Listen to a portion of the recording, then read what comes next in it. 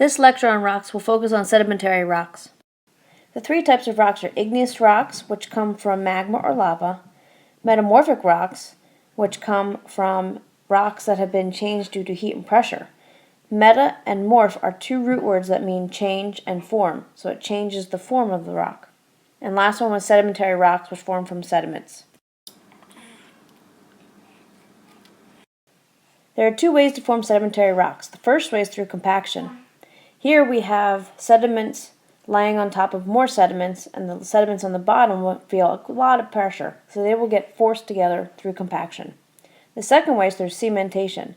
Here, water that is carrying minerals such as calcite are deposited in between gravel-sized grains or other sized grains and glues them together. Here's an example. Here we've got gravel-sized grains, and in between them is our calcite matrix. This would be an example of a conglomerate. Here is an example of how sedimentary rocks can form. As water from a river flows into an ocean, the sediments that it's carrying, such as sand, silt, and clay, will fall to the bottom. This adds a new layer upon layer upon layer of sediment. This adds a lot of pressure, so the rocks on the bottom feel a great amount of pressure and are compacted or cemented together. There are three types of sedimentary rocks. The first one is clastic. Clast is a root word meaning fragment or pieces. This can also be called detrital. The second group are chemicals. And the third group is organic, also known as biochemical. Clastic sedimentary rocks are made up of rock fragments or pieces of other rocks. This group is categorized by their sediment size. If the rock has gravel size fragments, then it's considered a conglomerate or breccia. Conglomerates have rounded gravel grains, and breccia have very angular or sharp-edged gravel grains.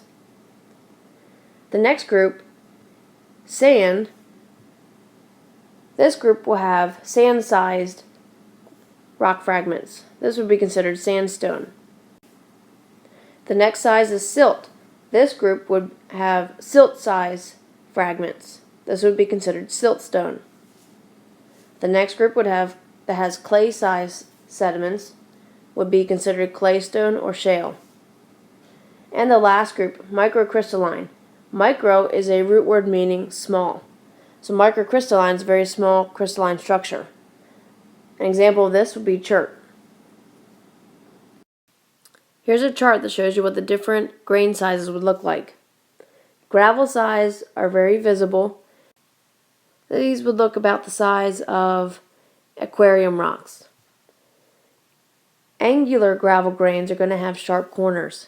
Rounded gravel grains are going to be, like I said, rounded. Sand size will still be visible, but will be much smaller. This rock would feel a lot like sandpaper. Silt size would feel gritty. So smaller than sand, but still you'd feel gritty. If you look closely enough, you can still see some of the grains. Clay size, you're not going to be able to see any of the grains, and it's going to feel smoother. One way geologists will tell the difference between silt size and clay size is by sticking a rock in their mouth. If it is silt size, it would feel very gritty between their teeth. Clay size would feel very smooth in between their teeth. Microcrystalline, there are no visible grains, and it feels very smooth. Let's look at some examples. Rock number 1. What size is that? Gravel, sand, silt, clay, or microcrystalline? The answer is gravel. Now, is the gravel rounded or angular? The answer is rounded. Since it has gravel and rounded grains, that would make this rock a conglomerate. Take a look at rock number 2. What grain size does it have? It too would also have gravel-sized grains. Are the grains angular or rounded?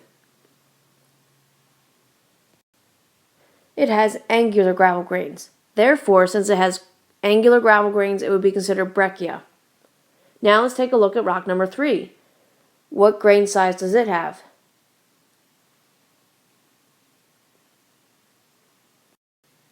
Here's a hint. Can you see the different mineral grains?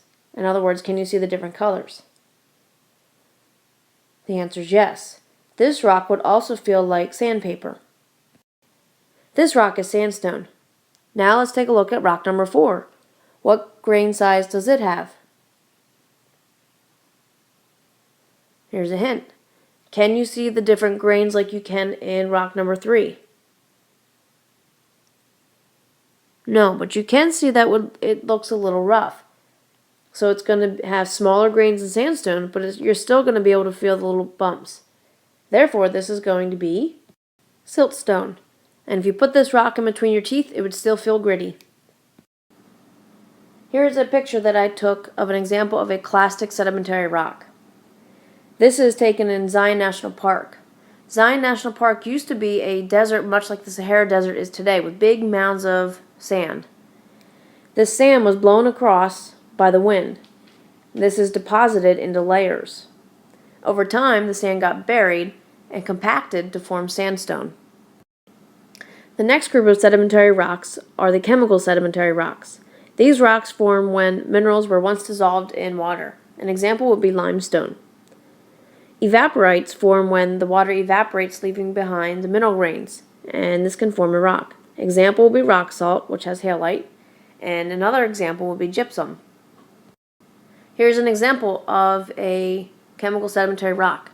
This is a picture that I took on the side of a temple in Belize. This is chert. This is a form of quartz. This was a good rock to use on the temples because it doesn't weather very easily. On the outside of the chert, this matrix is mostly limestone. Rock salt comes in many different forms. A common color of rock salt is pink, but it's not always pink. The last group of sedimentary rocks we're going to look at are organic, also known as biochemical. These form from the remains of living organisms. Some examples would be coal, because it forms from swamps. Swamps are basically dead organisms such as trees and animals that have been buried. The pressure will turn the organic matter into coal. Another example is chalk. Chalk forms when you have organisms such as foraminifera, diatoms, and coccolithophores. These are little tiny organisms with little seashells. When they die, they're going to float down to the bottom of the ocean floor.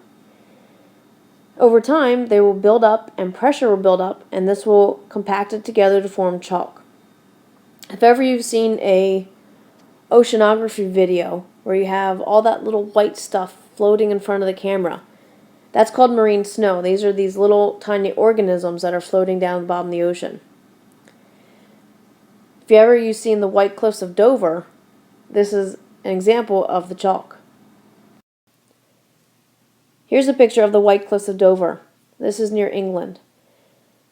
What you're looking at is a huge cliff of chalk. These are little tiny organisms that have died and fallen to the bottom of the ocean and collected over the years. Here are a few pictures that I've taken of limestone in Belize. Here we've climbed through a cave which is made with limestone. As water trickles down through the ground, the limestone will dissolve in the water, and as it continues on its way, it will leave a hole, and this creates a cave.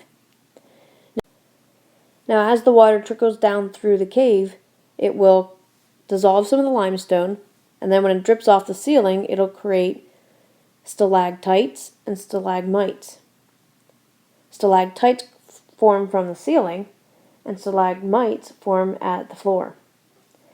So every time a water droplet drops on the stalagmite, a little bit of the limestone is left behind. And that will cause it to grow bigger each year. Here you can see a stalactite forming, and here's a stalagmite. So here again is another picture of limestone found in a cave in Belize. Here's an interesting side note. The caves in Belize were used as a sacrificial site. So when the crops weren't doing well, the natives would climb into these caves and break the pots that they had handmade. and this would release the life that they made in the pots to the underworld god. When this didn't work, they then would sacrifice humans, and mostly children and teenagers because they were considered pure.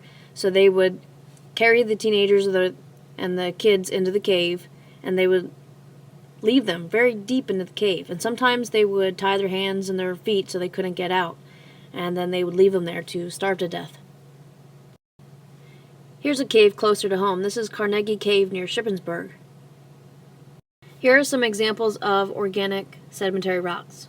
Here we have coquina, which are made up of bits and pieces of seashells. Coal is made up of organic material from when a swamp was buried. Limestone can be considered an organic chemical which can be made from organisms in the ocean. Limestone can also be considered a chemical sedimentary rock. Sedimentary rocks can exhibit some of these characteristics, but not always. The first characteristic are horizontal layers, also known as strata. When sedimentary rocks first form, they're first formed horizontally. Now this can change in future events, but they are going to originally form horizontally. So if you lay a pile of sand down, it'll form a flat layer. You put another pile of sand down, it'll form a flat layer. It can also have ripple marks. When river or ocean currents are flowing over sediments such as sand or silt or clay, they will form little ripple marks. Mud cracks will typically form in deserts that will have torrential downpours followed by a dry season. That'll create mud, and when the mud dries, it will form polygon shapes when it cracks. Fossils can be found in sedimentary rocks, but only sedimentary rocks. Fossils will get destroyed if they are metamorphosed, and they cannot be formed in magma or lava, so they will only be found in sedimentary rocks. And last, concretions. These form when minerals precipitate out of solution and are deposited in an existing rock layer. The Grand Canyon is a great example of sedimentary rocks. If you look in the background, you see they form these horizontal layers. These are all sedimentary rocks. You can even see them in the foreground. You see these layers. You see how some of them form cliffs and some of them are flat? This has to do with different types of erosional rates. So the flat layers will erode faster, and the cliff-type layers don't erode very easily, so they form the cliffs. Here's another picture of Zion National Park in Arizona that I took. Remember, Zion National Park used to be a desert, much like the Sahara Desert, and filled with big sand dunes, which looking at are ancient sand dunes in which the wind had blown the sand east, west, etc., and it was compacted and formed sandstone. The first picture is a picture of ripple marks. And so as water was flowing over some sediments, such as sand or silt, it created ripple marks.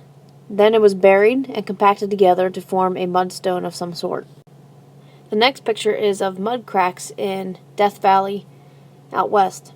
Now Death Valley is very hot and very dry, so whenever it does rain, it will create mud, and then when that mud dries, it will crack, forming mud cracks. If these cracks are then buried and compacted, they will become part of the sedimentary rock. Sedimentary rocks are the only types of rocks that will have fossils in them. Here's an example of a plant fossil that I took near Breezewood, Pennsylvania. Here we have trace fossils of wormholes. So here is a wormhole and here's a wormhole. So that is where the worm moved through the sediment. That it was then compacted and fossilized. Here's another set. These are actually on the bathroom wall in Valley Forge, Pennsylvania. Here's another example of a trace fossil. A trace fossil is something that an animal had left behind. So, for example, a footprint. So here's a mama dinosaur and a baby dinosaur. To give you scale, here's a pen. So here the dinosaur walked through a muddy lake and left behind a footprint. It was then compacted and formed a trace fossil. This picture I took out near the Grand Canyon. To give you scale, my friend and I are each standing in the footprints of the dinosaur. And here's a picture of a concretion. So here we have minerals that have precipitated out and formed a solid mass inside a sedimentary rock. So here's a concretion and here's a concretion.